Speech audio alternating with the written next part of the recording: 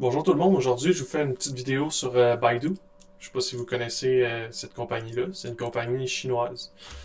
C'est un moteur de recherche un petit peu comme Google, sauf que celui-là fonctionne en Chine. Donc c'est un moteur de recherche qui est moins populaire à l'international, mais qui a probablement autant, si c'est pas plus d'utilisateurs que Google, parce que justement c'est un moteur de recherche chinois, puis en Chine, ben, on sait qu'il y a beaucoup de personnes. Donc, si toutes les personnes qui en Chine utilisent un service, il y a des probabilités que ce soit un des services les plus utilisés au monde. Puis, ça ne veut pas dire que parce que c'est un des services les plus utilisés au monde, que tout le monde le connaît. Fait que si c'est juste la Chine qui l'utilise, déjà en partant, on a une masse de personnes immense qui utilisent ce produit-là. Donc, pour ceux qui ne savent pas, en Chine, les communications sur Internet sont surveillées par le gouvernement. Euh, on ne peut pas aller sur n'importe quel site, il faut que le site soit approuvé.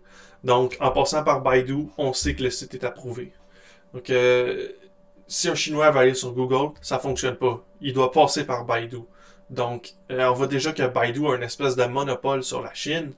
Puis, considérant que la Chine risque de devenir une puissance économique, si elle n'en est pas déjà une, ou si elle n'est pas déjà la puissance économique, elle risque de la devenir. Donc, c'est pourquoi j'investis dans Baidu et que j'ai investi dans Baidu. Euh, on va aller regarder un petit peu vite de quoi que Baidu a l'air. Baidu, on voit ici, c'est ça le logo. Comme je vous disais, c'est une compagnie chinoise qui évolue sur Internet. Dans le domaine de l'Internet. Elle se diversifie un petit peu, comme ils disent ici, dans le domaine de l'intelligence artificielle. Même que je dirais que c'est un des leaders pas mal dans l'intelligence artificielle. Euh, je sais qu'ils font aussi du cloud computing, puis c'est pas mal ça. Que on va aller regarder un petit peu. En ce moment, le prix est à 217,23 US de l'action. On a eu une hausse de 11,24% aujourd'hui. Puis ça ici, c'est mon analyse technique de Baidu. Mais c'est pas une grosse analyse technique, j'ai juste fait des Fibonacci dessus pour voir les points d'entrée puis les points de sortie au long terme. Donc, moi, je suis rentré sur Baidu à 118.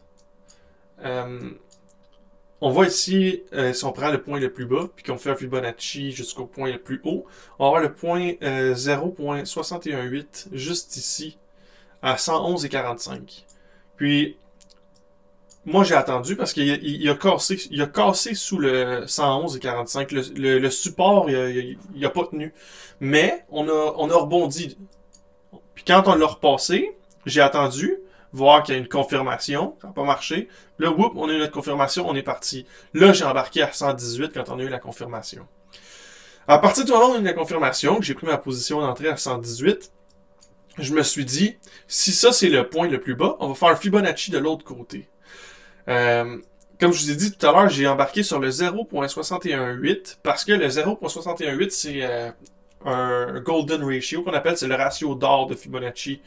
C'est le niveau d'entrée, disons, c'est un des meilleurs niveaux d'entrée qu'on peut avoir en général parce que les probabilités que le marché rebondisse sur le 0.618 sont énormes. Les probabilités que ça arrive sont énormes. Donc, on a eu notre retournement. Puis maintenant, le point qu'on va viser en faisant notre retracement de Fibonacci, qui est du point le plus haut au point le plus bas, c'est 409,63. Donc, on a le point 1.618 qui est notre nombre d'or, mais de l'autre côté. Donc, c'est une projection dans le futur basée sur les nombres d'or.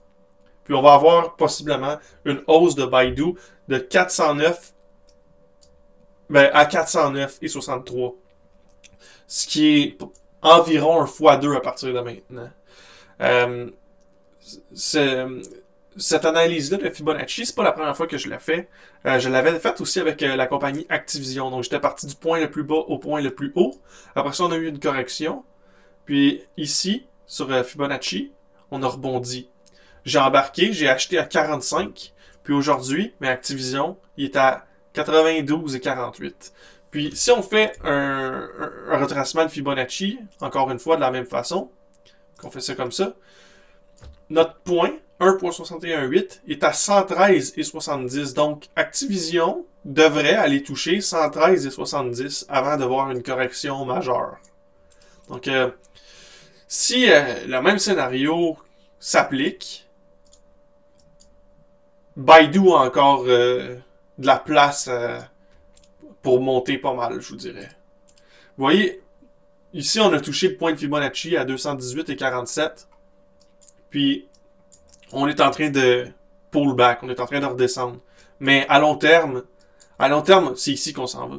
À long terme, Baidu s'en va à 409,63.